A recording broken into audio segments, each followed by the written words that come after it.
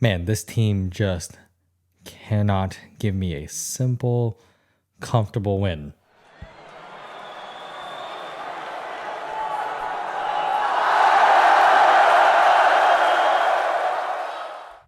All right, welcome everyone to the American Blues Podcast. This is your host, Terry Lee. Let's talk about Chelsea versus Newcastle.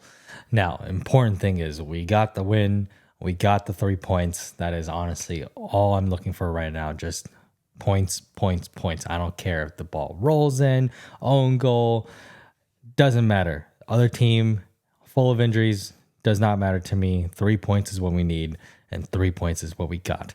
So let's go over the game real quick. Let's start with the positives, which, there's quite a bit. I liked a lot of what I saw, and there's definitely some stuff that, the team is what it is, and it's, it's the ugly parts rearing its head again. But number one, great first goal. I think Palmer took more of a speculative shot. It's not his strong foot, right-footed shot, and it looked like it was probably going to go out until Jackson.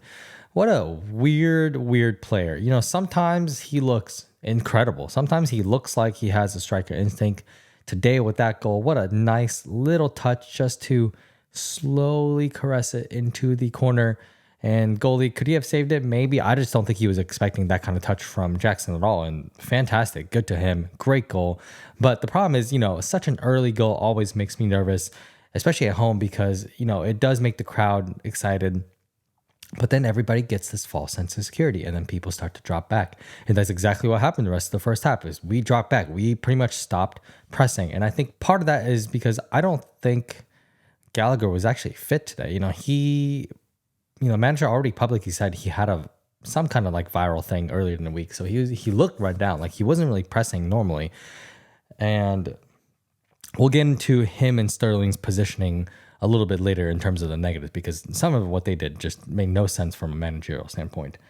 But great first goal, awesome. And then second goal, Palmer to the rescue. Enzo, great pass straight into Palmer and between the lines. And he takes a great little touch to the left and then sees that the goalie is slightly too much to the right and then just pings it into the bottom right corner. Perfect. What a goal. What a player.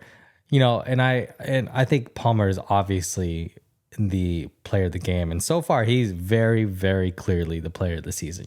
What a signing. What a great, even last-minute signing who we weren't even really looking for until he said he wanted to leave and get game time. And good for him for leaving probably the best team that's really ever been put together in the Premier League to come to us. We're in a complete mess as a 21-year-old and then just set the team on fire, really.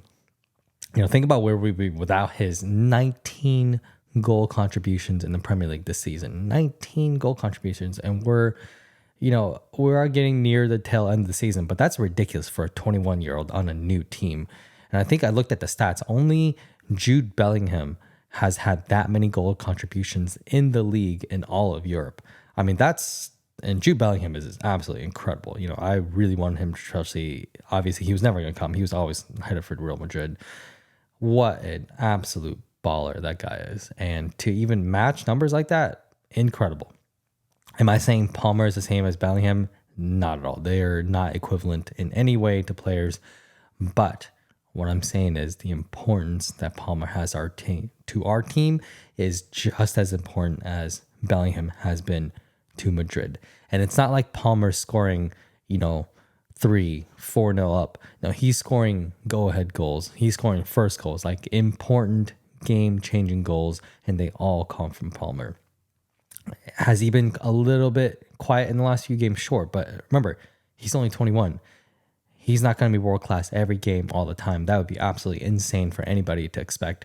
But what I do like is that even when he has quiet games, he does not shy away from the pressure. He does not shy away from taking responsibility. Every time he gets the ball, he's always trying to make something happen. And when he turns around, it's because people in front of him are making runs. But let's move on. Third goal, Mudryk.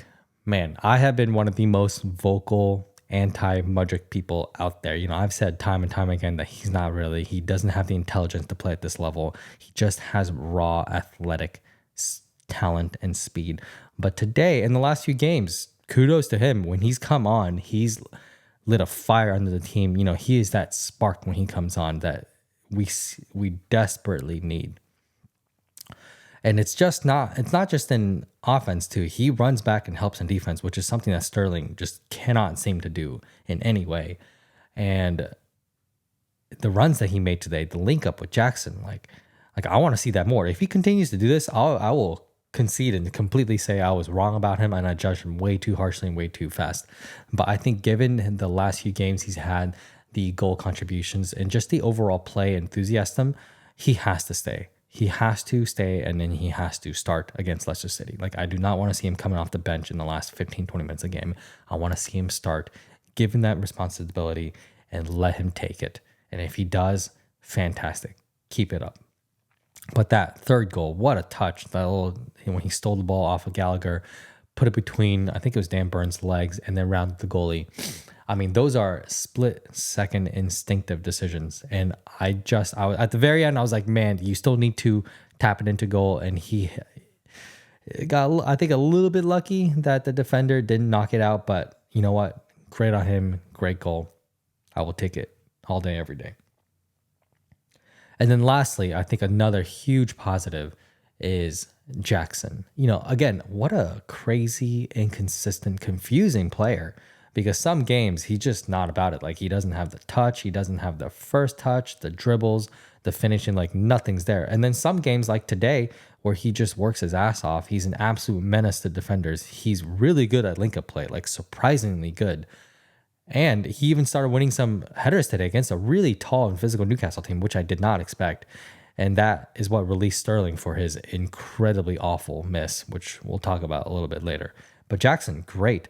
And then his one offside goal, it kind of shows, like, in that one run, it showed everything that's great and everything that's not great about him. Good run, offsides, sure. Better timing with teammates will fix that part. So I'm not going to blame him too much for being just a hair offsides. But when he got the ball, he had an open field to run at. Then his first touch was crazy because he hit it towards the defender, and then he kind of had to juggle it a little bit to fix it. And the defender went down just on its own, which was a little bit confusing. And then he had a great finish past the goalie. But yeah, in that one move, like, if you're just a confident striker, you would take that first ball, hit it up in front. You wouldn't hit it to the side and have to try to like make up for it. And those are the confusing parts. It's sometimes he has great touches and sometimes his touches are just horrendously bad. And I think part of that is youth, and that part of that is that inexperience with age. And I hope for his sake that he can prove all the doubters wrong and just slowly work on knocking out all those inconsistencies out. And because if he does, I actually think there is a player in there. There's for sure a player in there. Maybe not a true striker, but there is a good player in there. If he can just knock out the stupid yellow cards, the petulance, and the inconsistency, he's going to be good. He's going to be good. And then lastly, except for one part, Malo Gusto, amazing on the right. The more I see him, the more I like him. I want to constantly see him on the right wing. And I think not just me, but a lot of Chelsea creators have said that when Reece James is healthy again, we don't necessarily want to see him making that bombing run up and down on the right side.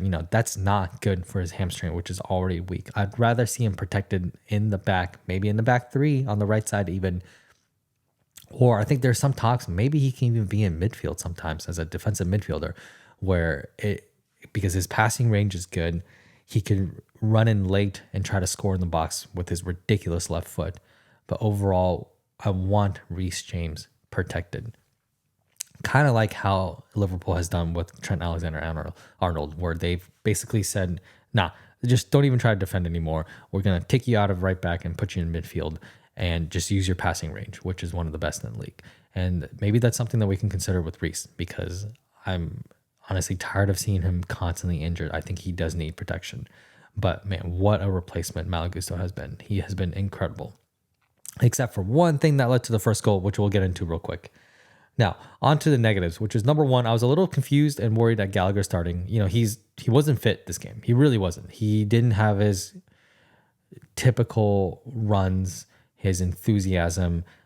Even when the goals went in, you could tell like he just physically wasn't really there. He didn't celebrate all that hard.